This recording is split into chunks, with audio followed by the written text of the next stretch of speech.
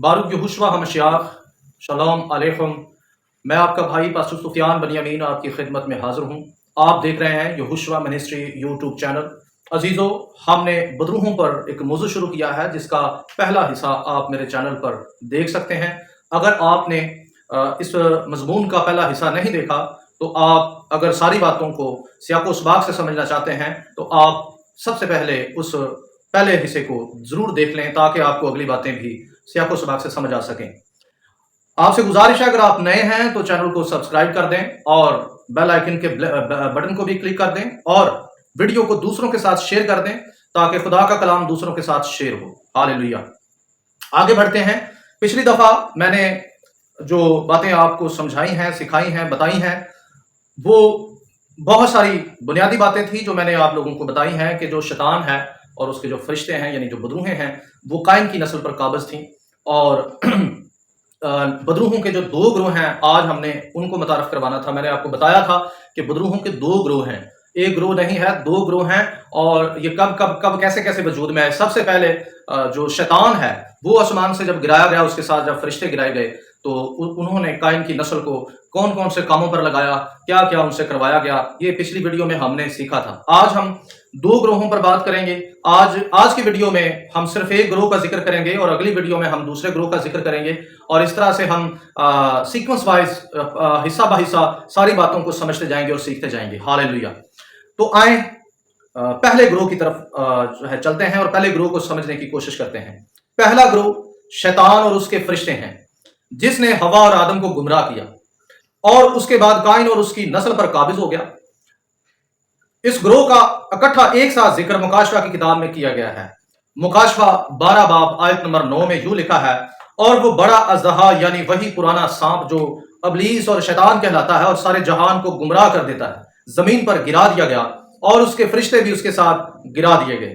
इसके अलावा इस ग्रोह का जिक्र पालूस रसूल ने भी किया है और इस ग्रोह को रूहानी फौजों के नाम से मुतारफ करवाया गया है। इसके लिए आप देखें इफ्सियों 6 बाब आयत नंबर 12 लिखा है, क्योंकि हमें खून और गोश्त से कुश्ती नहीं करना है बल्कि हुकूमत वालों और इख्तियार वालों और इस दुनिया की तारीकी के हाकमों और शरारत की उन रूहानी फौजों से जो आसमानी मकामों में हैं। ये जो पलूस रसूल ने यहाँ पर जो बात की है कि ये फौजें जो हैं, रूहानी फौजें जो हैं, ये भी आसमानी मकामों में है, तो अक्सर औकात यहाँ पर एक सवाल जो है वो रेज़ किया जाता है, वो ये है कि अगर अबलीस अभी तक आसमान पर ही है तो फिर वो आसमान से गिराया कब गया था। तो इसका जवाब बड़ा सादा और बड़ा सिंपल है। मसाया ने जब ये कहा कि मैं उसे आसमान से बिजली की तरह गिरता हुआ देख रहा था, तो इसका मतलब यह है कि आलम बाला से, खुदा की हजूरी से उसे बिजली की तरह मसाया ने गिरते हुए देखा है और उसके साथ जो फरिश्ते थे। इसका गुनाह क्या था, इसकी गलती क्या थी, इसका जिक्र किताब मुकद्दस में कहीं वाज़िया नहीं लिखा हुआ, लेकिन आपको बुक ऑफ आदम और हवा की पहली किताब के अंदर इसका जिक्र जरूर मिलता है। वहां ये अपग्राफा किताब है, वहां से आप पढ़ सकते हैं। इस किताब में बताया गया है कि सांप ने आदम को सजदा नहीं किया था, यानी ताजीमन, क्योंकि आदम को इख्तियार दिया गया था तमाम जानवरों पर, तमाम दस्ती जानवरों पर, तमाम जो जमीन पर रेंगने वाले, उड़ने वाले तमाम जानवरों पर आदम को जो है वो इख्तियार दिया गया। लेकिन उसमें से एक सांप था जिसने इनकार किया और आज तक सांप जो है वो इंसान को जो है वो मारने की गरज से जो है वो समझ लें कि उसकी घात लगाता है।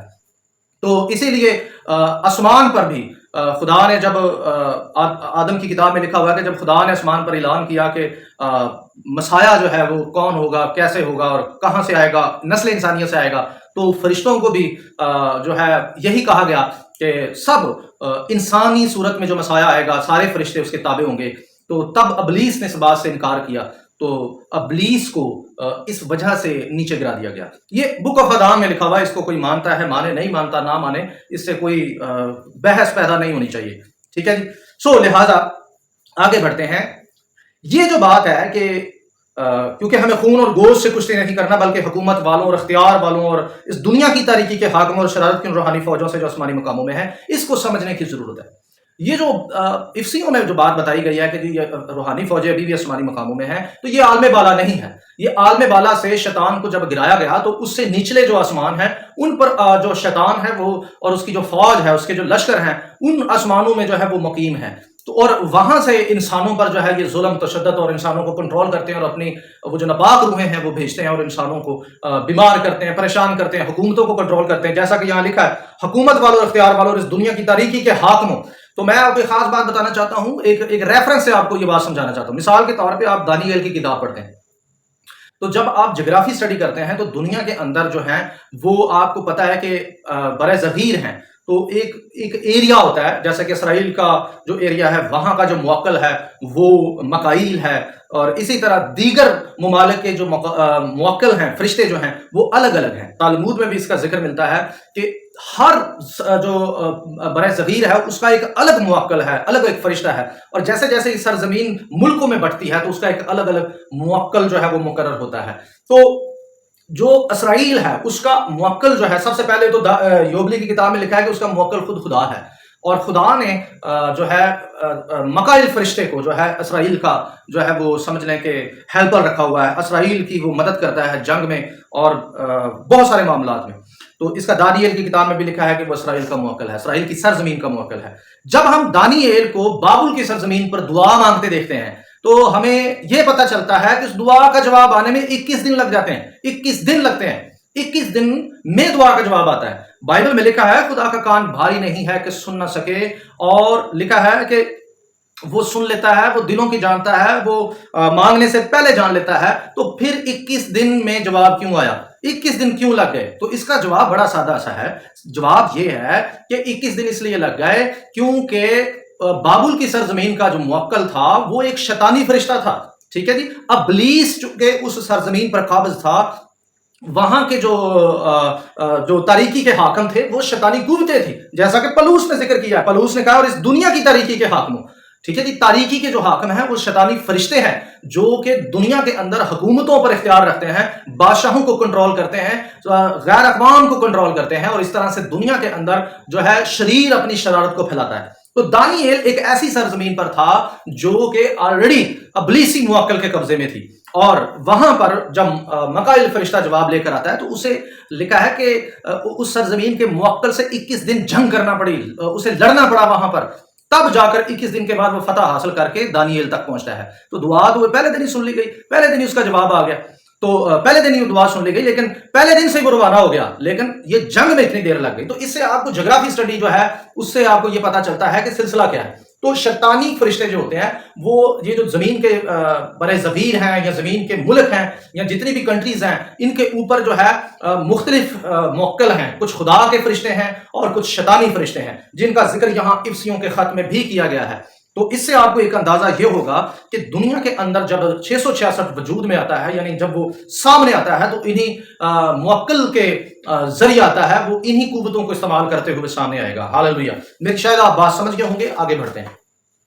بدروہوں کا پہلا گروہ وہ انسانوں پر کنٹرول حاصل کرنے کے بعد ان سے کیا کیا کام کرواتا ہے یا کون سے برے اعمال کراتا ہے، یہ تعین کرنا مشکل ہے، لیکن ہمیں جو بائبل مقدس میں سے انفارمیشن ملتی ہے وہ ہم آپ لوگوں کے سامنے رکھ دیتے ہیں، یا تاریخی کتابوں میں سے انفارمیشن ملتی ہے وہ ہم آپ لوگوں کے سامنے رکھ دیتے ہیں کہ یہ فرشتے کون کون سے برے کام کرواتے ہیں۔ یہ جو پہلا گروہ ہے یعنی شیطان اور اس کے فرشتے، تو یہ آج کل بدروہیں بھی کہلاتی ہیں، ٹھیک ہے جی۔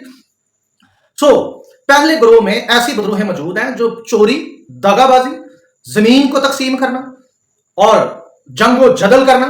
اس کے لیے آپ دیکھیں آدم اور حوا کی کتاب، اس کا 7 باب آیت نمبر 14 تا 15، اور اس کے ساتھ آپ دیکھیں یوسفیس کی پہلی کتاب اور اس کا 2 باب 2 آیت، اور اس کے علاوہ قتل و غارت کرنا، حسد۔ اس کے لیے آپ دیکھیں پیدائش 4 باب 6 آیت تا 7۔ یہوہ الوہیم کی خدائی کا انکار اور یہوہ الوہیم کو چھوڑ کر شیطان کی عبادت کرنا، گھمنڈی بنانا۔ اس کے لیے آپ دیکھیں حزقیل 28 باب آیت نمبر 2۔ یعنی جو شخص قتل و غارت کرتا ہے وہ بھی بدرو گرفتہ ہوتا ہے، حسد جو کرتا ہے وہ بھی بدرو گرفتہ ہوتا ہے۔ اس کے علاوہ یہوہ الوہیم کی خدائی کا جو انکار کرتا ہے، یعنی جو ایتھیسٹ ہوتے ہیں، وہ بھی بدرو گرفتہ ہوتا ہے، ٹھیک ہے جی۔ یہوہ الوہیم کو چھوڑ کر شیطان کی عبادت کرنا، یہ جو جادوگر ہوتے ہیں، یہ جو ٹونے کرتے ہیں، یہ جو شگر نکالتے ہیں، یہ جو طرح طرح کی شیطانی رسومات کرتے ہیں، یہ سارے کے سارے بدرو گرفتہ ہیں، ٹھیک ہے جی۔ گھمنڈی ہونا، یہ بھی جو لوگ گھمنڈی ہوتے ہیں یہ بھی بدرو گرفتہ ہوتے ہیں، ٹھیک ہے جی۔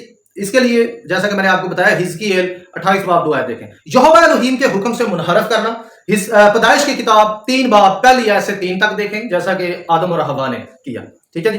तो हवा पर उस वक्त शैतान हैवी था, यानी उसका कंट्रोल था, तो इसको भी आप बदरू गिरफ्तार कह सकते हैं। ईमानदारों से नफरत करना, मुकाशफा 12 बाब आयत नंबर 17, झूठ बोलना, यूहन्ना 8 बाब आयत नंबर 44, यानी नफरत करने वाला ईमानदारों से, जो ईमानदारों से चिढ़ता है वो बदरू गिरफ्तार होता है। और जो झूठ बोलता है मुसलसल तालीम में, घर में, कारोबार में, इर्द गिर्द अपने दोस्तों से, उसके अंदर भी बदरू होती है। ये मेरी बात हमेशा याद रखें। शरीयत की मुखालफत करना, ये भी बदरू का काम है। इसके लिए देखें दानियल 7 बाब आयत नंबर 25। दौलत के लिए ईमान को बेच देना, लूका 22 बाब आयत नंबर 3। मसाया की मुखालफत करना और खुदा के नाम पर कुफर बोलना, मुकाशफा 13 बाब आयत नंबर 1 ता 7 तक। तो ये भी बदरू गिरफ्तार लोगों का काम है। कलाम को सुनकर या पढ़कर भूल जाना और कलाम को सुनने के बाद उसकी समझ ना आना, तो ऐसे लोग भी बदरू गिरफ्तार हैं। इसके लिए आप देखें मत्ती 13 बाब आयत नंबर 19। मक्कारी से लोगों को यहोवा की राहों से बहकाना या गुमराह करना, दूसरा ग्रंथियों 11 बाब आयत नंबर 3। सो जो लोग खुदा की राहों से लोगों को बहकाते हैं, गुमराह करते हैं, ऐसे लोग भी बदरू गिरफ्तार होते हैं। कलीसिया में बिदती और गलत तालीम देना, मत्ती 13 बाब आयत नंबर 39। नेकी का दुश्मन होना और यहोवा एलोहीम की राहों को बिगाड़ना, अमाल 13 बाब आयत नंबर 10। मुसलसल गुनाह करना, पहला यूहन्ना 3 बाब आयत नंबर 8। इन सभी किस्म की बदरूहें पहले गुरूह में मौजूद थी, और जितने लोग ऐसे कामों को मुसलसल करते हैं वो दरअसल बदरू गिरफ्तार होते हैं। याद रहे कि इन कामों में से कोई भी काम अगर किसी की जिंदगी में पाया जाता है तो वो शख्स या औरत या बच्चा बदरू गिरफ्तार होता है। ऐसे शख्स को रिहाई की जरूरत है, यहोवा पाक खुदा की जरूरत है, यहोशुआ हमशियाह की जरूरत है, निजात की जरूरत है, उसे खुदा को पुकारने की जरूरत है। उसके घर में बदरूहों का लश्कर है, उसकी जिंदगी बदरूहों से भरी हुई है, उसे रूहानी जंग दरकार है। वो जंग करे, इलाने जंग करे शैतान के खिलाफ और फतह हासिल करे। बाज़ वक़ात लोग बदरू गिरफ्तार सिर्फ उसको समझते हैं जिसको दौरे बोरे पड़े, या वो इबादत गाह में हल्ला गुल्ला करे, वो जो लेट कर तमाशे करते हैं, ऐसे लोगों को लोग जो है वो बदरू गिरफ्तार समझते हैं। लेकिन मामला हकीकत इसके बरक्स है। बदरू गिरफ्तार सिर्फ उसे नहीं कहा जाता, बदरू गिरफ्तार दरअसल वो भी होता है जो अपने काम ऐसे करे, जो अपने कामों से जाहिर हो जाए। याद रहे जो काम मैंने आपको ऊपर बताए वो सारे शैतानी हैं। बिब्लिकल रेफरेंस मौजूद है, इन हवाला जात को आप जरूर पढ़ें, आपको पता चलेगा कि ये सारे लोग बदरू गिरफ्तार होते हैं। लेकिन जो है बहुत सारे लोग ये समझते हैं कि बदरू गिरफ्तार वही होता है जो जिसमें बदरू जाहिर हो जाए, जिसमें बदरू जो है वो समझने के सामने आ जाए और लोग उसमें समझते हैं कि इसमें बदरू है। लेकिन हकीकत इसके बरक्स है। बाज बदरूहें पोशीदा रहती हैं और जाहिर नहीं होती। ऐसी बदरूहें सिर्फ अपने कामों से जाहिर होती हैं। सो अजीजो, आज के लिए इतना ही। मैं आप लोगों के लिए दोबारा हाजिर होऊंगा अगले पार्ट में। हम ये सीखेंगे कि जो दूसरा ग्रोह है वो कहां से और कैसे वजूद में आया, और वो बदरूहें कहां से आई, और उनमें कौन कौन से काम है, वो कौन कौन से काम करवाते हैं। सो आप अगर चैनल पर नए हैं तो मैं फिर से गुजारिश करूंगा, चैनल को सब्सक्राइब कर दें, बेल आइकन को क्लिक कर दें और वीडियो को दूसरों के साथ शेयर करें। बारूक यहोशुआ हमशियाह इजाजत चाहता हूं। शलोम अलैकुम।